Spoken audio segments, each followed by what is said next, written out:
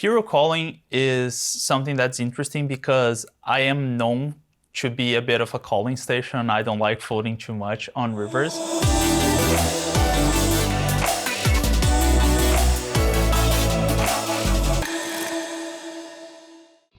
When you're in the spot where you're, considering a hero call, there are so many things going through your head in that moment. Maybe you're replaying the hand, trying to narrow his range based on different things that happened in the hand.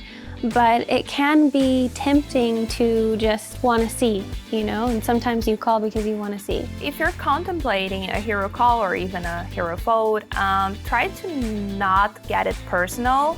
Just focus on your fundamentals, try to make the best decision. I think there are a couple questions you can ask yourself when considering to hero call. So, first question, is it possible that my opponent is value betting worse?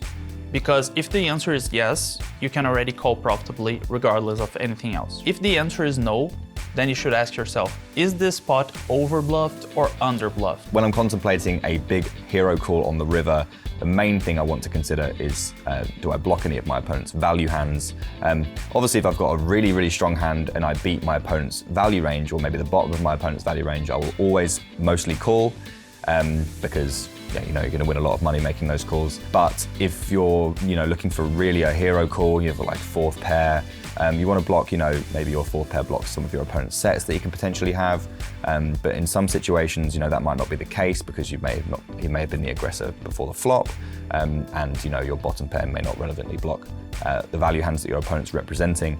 So hero calls are a little different online and live, I feel. Live, you've got the extra information of live tells if you're good at that sort of thing. Online, you typically just want to be playing by the numbers, by the math. So you want to block the nuts.